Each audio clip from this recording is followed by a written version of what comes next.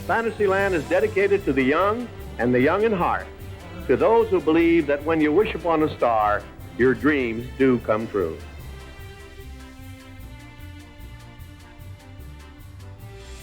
The most fantasy of all the Disneylands, Fantasyland is a festive storybook celebration of classic Disney animated stories and characters.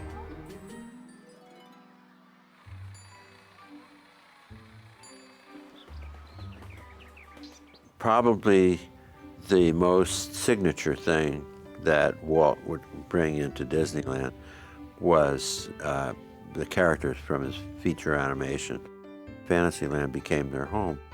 The heart of Disneyland is Fantasyland, and I think the symbol that more than anything, probably as much as Mickey Mouse represents Disney, is Sleeping Beauty's castle at the entrance to Fantasyland. The castle was really influenced by one in Germany, the Neuschwanstein Castle. And if you saw the original pictures and drawings of the castle, you'd recognize the key architectural elements. And that's how it sat when it was converted into a model here at Imagineering. Herbie Ryman, who was assigned to drawing a picture of the castle, came by and looked at the model, and I think it disturbed him that it was such a copy of the original Neuschwanstein castle, and he thought he could do something better. So he was looking at the pieces of the model, looked at the back side, and he said, you know, that's actually more interesting than the front. So he took the top off, turned it around, and put it back down. Someone rushed over from the model shop and said, you know, Walt is going to be here any second. Put that back. Don't mess with it. And Walt came in and saw that the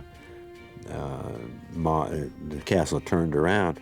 And sure enough, the tap on the back, and Walt was saying, what's going on here? And Herbie says, well, I think it kind of looks better this way. And Walt looked at it and he said, yeah, I think you're right. And he liked it better with the facade that was intended to be on the inside in the courtyard. So that's the way it was built originally. And today, if you walk through Disneyland, go through the castle, turn around and look at it, you'll see Neuschwanstein, but it's on the back. It was named Sleeping Beauty Castle because Walt was then in the middle of creating the movie Sleeping Beauty.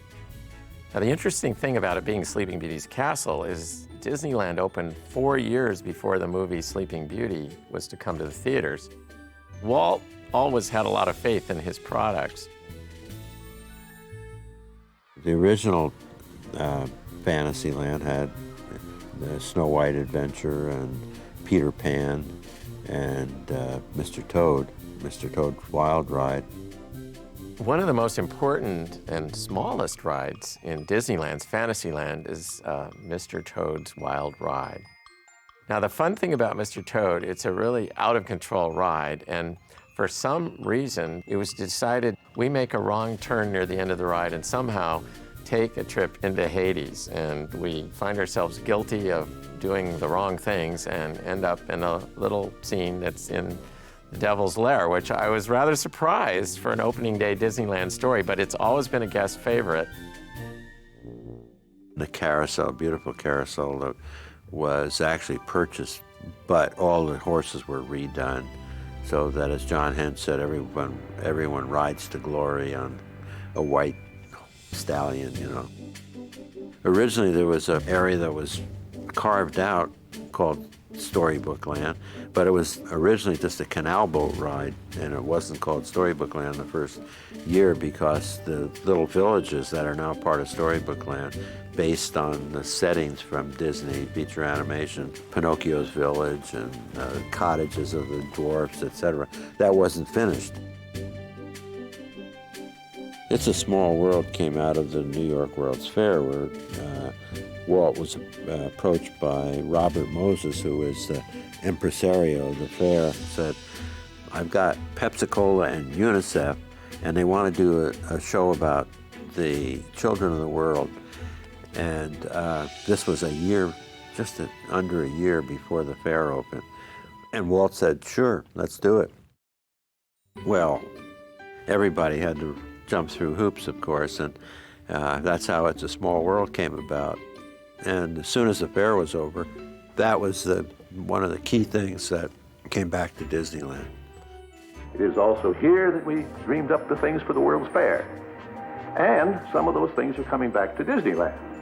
And especially one that I'm in love with is the story of the children of the world. We call it It's a Small World. So over here, we're designing the facade for that thing when it does come back to Disneyland. I want you to meet Mary Blair.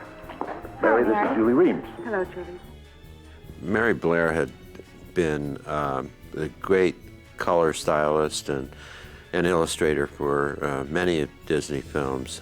Walt remembered her work and so asked her to come back and work on It's a Small World. It's the most unique musical timepiece ever created. The last attraction to be added to the roster for the New York World's Fair was It's a Small World. And what was unique about that was it was an opportunity to show the whole world coming together in kind of a brotherhood of children. And Walt's first thought was to have each group of children sing their national anthem or a national song, and it would be this wonderful kind of harmony as you went through. Well, harmony it was not. When they turned on all the speakers, it was a cacophony. And as he often did, he called Richard and Robert Sherman to come over and help out with this. And he says, you've got to fix it. You've got to come up with something that's simple, that brings the entire world together. And I think you can never underestimate how difficult it is to take all of that and kind of synthesize it down into something that brilliant. But they came back in relatively a week or so with the beginnings of It's a Small World After All. And when it was played against all of these different children, all singing with different dialects, the same lyrics, it became an American standard, and to this day is probably one of the most recorded songs in America, or the world for that matter. Now, going back to when we created the new Fantasyland from 1983, Disney hadn't created Little Mermaid or Beauty and the Beast or Lion King. So we were looking at the classics, and we saw the obvious, and that was that there was no Pinocchio story. And it seemed right that we should honor that film with creating a new dark ride. So when we reopened Fantasyland, we had the originals. We had Alice in Wonderland and Snow White and Peter Pan and Mr. Toad, but we also added in a brand new ride, which was The Adventures of Pinocchio, which took us on that path between right and wrong as Pinocchio struggled to make the right decisions and went to Pleasure Island and got locked up with Stromboli and eventually found his way home to his father, and we had a magical effect with the Blue Fairy, and of course everything ends happily ever after. Hey gang, I've had a great time taking you on this journey through more than 50 years of Imagineering magic. And what's the best way to end a day at Disneyland? Right, with parades and fireworks.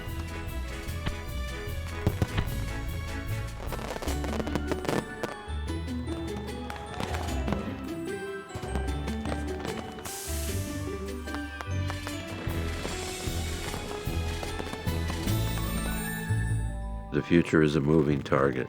We have more exciting tools, and we get to use our imagination and how those tools become attractions in our parks. As long as there is imagination left in the world, Disneyland will never be complete.